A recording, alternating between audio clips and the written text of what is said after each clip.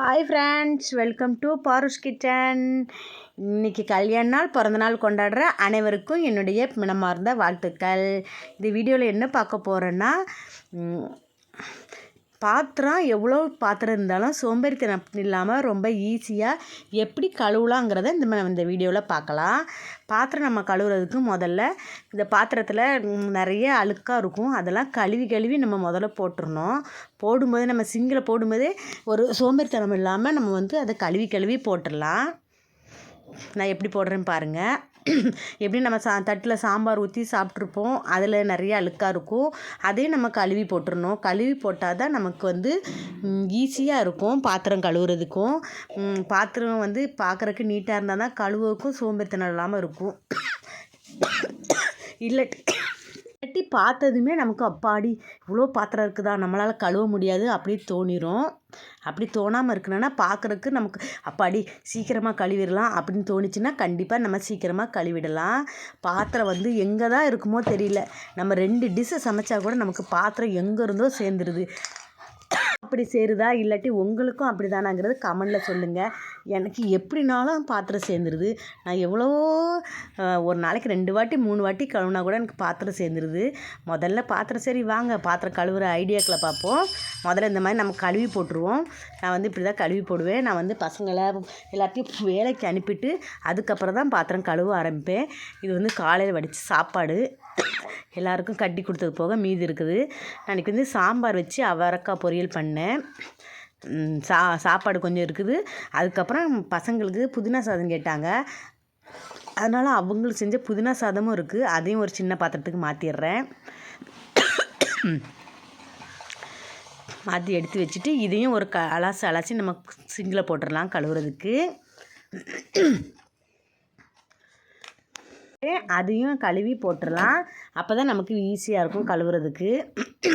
முதல்ல பாத்திரத்தை எல்லாம் அள்ளி நம்ம சிங்கில் போட்டால் தான் நமக்கு பாத்திரம் கழுவுறதுக்கும் ரொம்ப ஈஸியாக இருக்கும். எப்படியும் அங்கிட்டு நம்ம ஒன்று ஒன்றா வச்சுருப்போம். அதெல்லாம் முதல்ல கழுவி எடுத்து போட்டுருங்க. போட்டேன் பாருங்கள், எல்லாம் க்ளீன் பண்ணி அப்புறம் பாத்திரம் கழுவுற கூடை எடுத்துகிட்டு வந்துடலாம். பாத்திரம் கழுவுற கூடை நான் வெளியே வச்சுருக்கிறேன். சாம்பார் நான் காலையில் வச்ச சாம்பார் கொஞ்சம் நிறையவே இருக்கிறனால நைட்டுக்கு தோசைக்கு ஊற்றிக்கலான்னு சொல்லி சாம்பாரை மட்டும் நான் பாத்திரத்துலேயே வச்சுட்டேன். மற்றதெல்லாம் எடுத்து க்ளீன் பண்ணியாச்சு. அவ்வளோதான், பானையும் அலசி போட்டுட்டேன். இனி பாத்திரம் கழுவ வேண்டியதான். லிக்விட் இருந்தால் லிக்விட் வச்சு கூட கழுவேன். லிக்விட் வச்சு கழுவினாலும் ஈஸியாக இருக்கும்.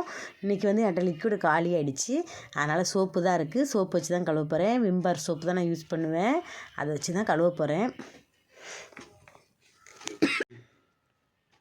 இதில் நிறைய குப்பையாக இருந்துச்சு, அதனால் லைட்டாக கழுவி விட்டுக்கிறேன். கழுவி விட்டுட்டு பாத்திரம் கழுவுற கூடை கொண்டு எடுத்து வச்சுக்கலாம்.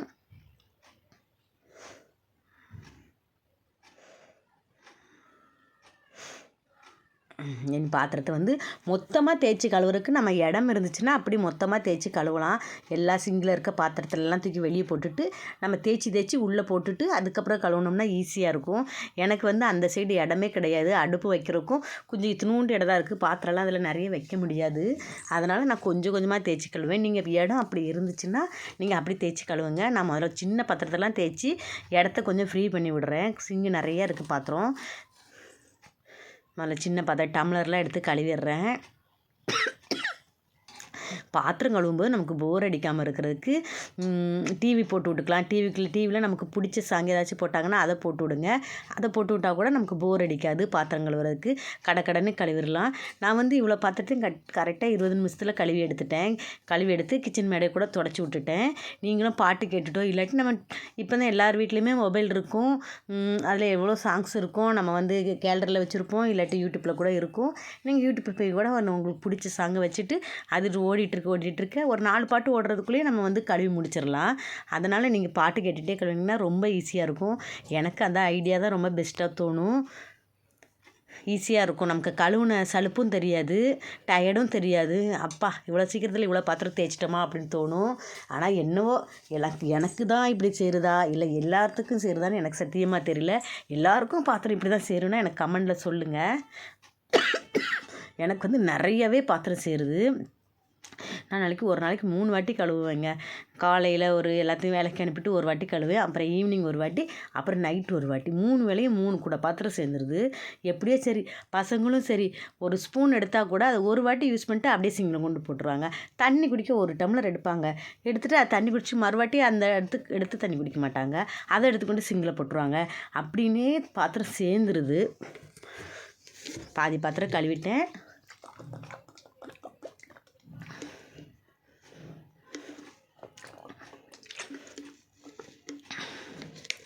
ஓரளவுக்கு பாத்திரம்லாம் கடன்னு கழுவி ஆகுது பாருங்கள்.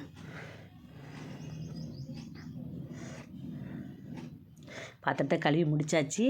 இது பாத்திரம் கழுவி முடித்ததுமே நம்ம என்ன பண்ணுறீங்க, வெளியே இடம் இருந்துச்சுன்னா கொஞ்சம் வெயிலில் கூட கொண்டு வைங்க. வெயிலில் வச்சிங்கன்னா சட்டுன்னு அந்த பாத்திரத்தில் என்னதான் இருந்தாலும் அந்த ஒரு ஈர வாசம் வரும், அந்த ஈர வாசம் இல்லாமல் போயிடும். பாத்திரம் நம்ம கழுவிட்டு எப்போவுமே உடனே நீங்கள் செல்ஃபெல்லாம் எடுத்து அடுக்காதீங்க. ஒரு 2 மணி நேரமாச்சு கண்டிப்பாக இந்த கூடையில் வைங்க. அதுக்காக ஒரு நாள் ஃபுல்லாகவே கூடையில் வச்சிடாதீங்க. அப்படி வச்சு நம்ம புழங்கினா கூட நமக்கு அதை எடுத்து புழங்குறதுக்கு ரொம்ப கஷ்டமாக தெரியும். அதனால் ஒரு 2 மணி நேரம் வச்சுட்டு அதுக்கு அந்த ஈர வாசம் ஈர பதம்லாம் போன பிறகு செல்ஃபில் எடுத்து அடுக்குங்க. அப்படி நீங்கள் வச்சாதான் செல்ஃபில் உங்களுக்கு இந்த கரப்பான்பூச்சி, அப்புறம் ஒரு மாதிரி பேட் ஸ்மெல் அதெல்லாம் அடிக்காமல் இருக்கும். அதனால் நீங்கள் அதை ட்ரை பண்ணி பாருங்கள். இடம் இருந்துச்சுன்னா வெயிலில் கொண்டு வச்சிங்க. வெயில் வச்சிங்கன்னா இன்னும் நல்லாயிருக்கும் பாத்திரம். நம்ம எப்படி கழுவி வச்சாலும் கொஞ்சம் அந்த பேட் ஸ்மெல் ஏதாச்சும் இருந்தால் போயிடும். கரண்டியெல்லாம் கழுவுறேன். கழுவிட்டு நான் எப்போவுமே கழுவிட்டு அந்த சிங்கையும் ஒரு தேய்ச்சி கழுவிடுவேன். அந்த டேப்பு எல்லாமே இப்படி தேய்ச்சியுமே நீங்கள் இப்படி கரையாக இருக்கதான்னு நினைக்காதீங்க. எனக்கு இந்த நான் இந்த வீட்டுக்கு வர்றதுக்கு முன்னாடியே அந்த டைல்ஸ்லாம் ரொம்ப கரை பிடிச்சிருச்சு. அது நான் எவ்வளோ தேய்ச்சி பார்த்தேன், போகலை. ஆனால் அதனால தான் கரையாக இருக்குது. நான் வந்த பிறகு இது பண்ணலை, அதுக்கு முன்னாடியே இருக்குது. நானும் சுடு தண்ணி வச்சு ஊற்றிட்டேன், அப்புறம் நிறையா ஆயில் ஆசிட்டெல்லாம் ஊற்றி பார்த்தேன், போகலை. நீங்கள் உங்களுக்கு ஏதாவது ஐடியா இருந்தால் சொல்லுங்கள். அந்த டைல்ஸில் ரொம்ப கரையாக இருக்குது, நான் தேய்ச்சும் போகலை. ஏதாவது ஐடியா இருந்தால் எனக்கு கமெண்டில் சொல்லுங்கள், நான் அதை வாங்கி ட்ரை பண்ணி பார்க்குறேன். அவ்வளோதான். சிங்கி அந்த டேப்பு எல்லாமே கொஞ்சம் தேய்ச்சி கழுவி விட்டுட்டோம்னா, டெய்லி நம்ம கழுவுறப்ப நம்ம ஒரு தேய்ச்சி கழுவிட்டோம்னா அந்த இடமே சுத்தமாக இருக்கும். பாத்திரத்துக்கு வெளியே வச்சிடலாம். வச்சுட்டு அந்த இடத்த கொஞ்சம் க்ளீன் பண்ணி விட்ருவோம்.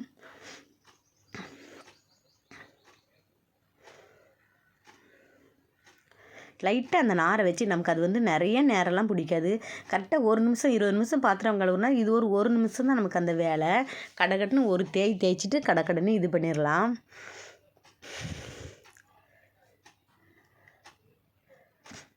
அவ்வளோதான். ஒரு தேய்ச்சி விட்டு கழுவினிட்டே முடிஞ்சுது. இனி பாத்திரம் குடைக்கு மேலே வெளியே வச்சுட்டு அடுத்த வேலையை பார்ப்போம். அந்த பாத்திரம் கூட வச்செல்லாம் அந்த இடத்த கொஞ்சம் லைட்டாக தேய்ச்சி கழுவி விட்டுறலாம். நம்ம தேய்ச்சி கழுவி விட்டோம்னா அந்த இடமும் கொஞ்சம் க்ளீன் ஆகிடும்.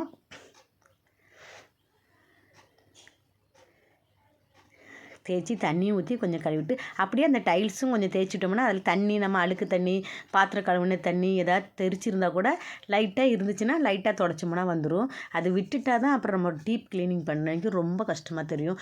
தேய்ன்னு தேய்க்கிற மாதிரி இருக்கும். லைட்டாக ஒரு ஈர துணி மட்டும் வச்சு நம்ம தொடச்சி எடுத்தால் கூட அந்த பிசுப்புலாம் உடனே வந்துடும். நான் இது நல்லா தேய்ச்சி கழுவிட்டு வைப்பர் வச்சு தொடச்சி விட்டுட்டு ஒரு காஞ்ச துணியை போட்டு நல்லா தொடச்சி எடுத்துருவேன் எப்போவுமே.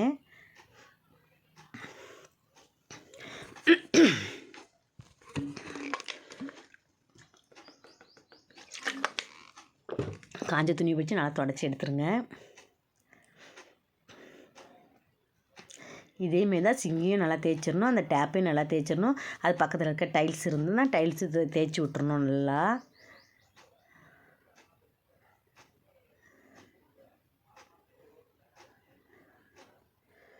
இது மெயினான பாயிண்ட்டு. அந்த வேஸ்ட்டெல்லாம் வைக்கிறதுக்கு ஒரு டப்பா வச்சுருந்தேன் பார்த்தீங்களா, இது தூக்கி நம்ம வெளியே கொண்டு கொட்டிடலாம். டஸ்ட்பின்லேயே எதுலேயோ ஒன்றில் கொட்டிடலாம். இது நம்ம எடுத்து நம்ம பாத்திரம் போடும்போதே இதில் குட்டி நம்ம வச்சுட்டோம்னா பாத்திரம் கழுவுறதுக்கும் செம்ம ஈஸியாக இருக்கும். அந்த டிப்பு கண்டிப்பாக நீங்கள் ஃபாலோ பண்ணுங்கள். ஒரு வேஸ்ட்டு போட்டிருக்குன்னு பக்கத்தில் ஒரு டப்பா வச்சுருங்க. அப்போ தான் சிங்கும் க்ளீனாக இருக்கும், பாத்திரம் கழுவுறதுக்கும் ஈஸியாக இருக்கும், அடைப்பும் வராமல் இருக்கும். இல்லாட்டி எல்லாத்தையும் நம்ம கொட்டிட்டால் கூட ஒன்று எதையாச்சும் சின்னதாக இருந்தால் கூட போய் சிக்கிக்கிட்டு அடைப்பு வந்துடும். அப்புறம் அடைப்பு க்ளீன் பண்ணுறதுக்கே நமக்கு ரொம்ப கஷ்டமாக தெரியும். அதனால் நீங்கள் அந்த மாதிரி போடாதீங்க. அந்த வேஸ்ட்டு மட்டும் கண்டிப்பாக ஒரு டப்பாவில் எடுத்து போட்டு வச்சுருங்க. அதுதான் சிங்கியும் ஒரு தேய்ச்சி அப்படியே கழுவி விட்டுறேங்க. யாருக்கெல்லாம் பாத்திரம் கழுவ பிடிக்காதுன்னு கமெண்டில் சொல்லுங்கள். எனக்கு பாத்திரம் கழுவ சத்தியமாக பிடிக்காது தான். இருந்தாலும் என்ன பண்ணுறது, கழுவி தானே ஆகணும். ஆனாலும் இருந்தாலும் இந்த மாதிரி நான் சொல்கிற மாதிரி நீங்கள் பண்ணினீங்கன்னா கண்டிப்பாக கொஞ்சம் ஈஸியாக கழுவிடலாம். பிடிக்காதுன்னு சொல்கிறவங்க கமெண்டில் கண்டிப்பாக சொல்லுங்கள். இது வெளியே கொண்டு வச்சுருக்கேன் பாத்திரம். வெளியே எனக்கு கொஞ்சம் இடம் இருக்குது, அதனால் நான் வெளியே கொஞ்சம் வச்சுருவேன் கொஞ்சம் நேரம். அதுதான் அடுப்பு மேலேயும் லைட்டாக தண்ணி தொளித்து ஈர துணி வச்சு தொடச்சி எடுத்துருவேன். அடுப்பெல்லாம் தொடச்சி எடுத்துகிட்டேன் பாருங்கள் எப்படி க்ளீனாக இருக்குதுன்னு. நம்ம வந்து தேய்ச்சி கழுவுறது வந்து வாரத்துக்கு ஒரு நாள் கூட நம்ம தேய்ச்சி கழுவிக்கலாம் அடுப்பெல்லாம். இப்போ வந்து லைட்டாக தண்ணி தெளித்து நம்ம தொடச்சாலே பளிச்சுன்னு ஆகிடும். 3 வேளையும் நம்ம சமைக்கிறோமா, 3 வேளையும் சமையல் முடிஞ்சதும் லைட்டாக தண்ணியை தெளித்து தடிச்சிருங்க. அந்த அடுப்பே கொஞ்சம் நல்லாயிருக்கும், பார்க்குறக்கு எப்போவுமே புதுசு போல் இருக்கும். நம்ம அப்படியே அப்புறம் தொடச்சிக்கலாம் விட்டோம்னா பார்க்குறக்கு நல்லா இருக்க நீட்டாகவும் இருக்காது, நமக்கு அடுத்த நேரம் சமைக்கிறதுக்கும் தோணாது. சிங்கும் சரி தேய்ச்சி கிளம்பாம விட்டால் நமக்கு வந்து ரொம்ப சேர்ந்து வரும், ரொம்ப ஸ்ட்ரெயின் பண்ணி தேய்க்கிற மாதிரி இருக்கும், நமக்கு தேய்க்கிறது கஷ்டமாக தெரியும். அதனால் டெய்லி அந்த கம்பி நாரோ இல்லாட்டி அதுக்குன்னு ஒரு நார் வாங்கிக்கிங்க, அதை வச்சு ஒரு தேய்ச்சாலே போதும். எந்த சிங்காக இருந்தாலும் சரி, சில்வர் சிங்காக இருந்தாலும் சரி, இந்த மாதிரி தொட்டி மாதிரி இருந்தால் கூட பரவாயில்ல, அதையும் அப்படி தேய்ச்சிடலாம். அவ்வளோதான் ஃப்ரெண்ட்ஸ், தேய்ச்சாச்சு, எல்லாமே க்ளீன் ஆகிடுச்சு. எல்லா பாத்திரத்தையும் 20 நிமிஷத்தில் தேய்ச்சி எடுத்து நீங்களும் இதை மாதிரி ஃபாலோ பண்ணுங்கள். 20 நிமிஷத்தில் நீங்கள் பாத்திரம் கழுவிடலாம். அதேமாதிரி மெயினாக நான் சொன்ன மாதிரி பாட்டு கேட்டுட்டோ இல்லாட்டி உங்களுக்கு பிடிச்சது ஏதாச்சும் ஒன்று கேட்டுட்டு நீங்கள் செஞ்சிங்கன்னா உங்களுக்கு ரொம்ப ஈஸியாக இருக்கும். பாத்திரம் கழுவுன சலுப்பே தெரியாது, போர் அடிக்காமல் கழுவலாம். அந்த மாதிரி ட்ரை பண்ணி பாருங்கள். இதோடு இந்த வீடியோவை முடிச்சுக்கிறேன். நெக்ஸ்ட்டில் ஒரு டாப்பிக்கோடு உங்களை சந்திக்கிறேன். இந்த வீடியோ பிடிச்சிருந்தா லைக் பண்ணுங்கள், கமெண்ட் பண்ணுங்கள், உங்கள் ஃப்ரெண்ட்ஸு சிஸ்டர் யாருக்கு வேணாலும் ஷேர் பண்ணுங்கள். பாய்.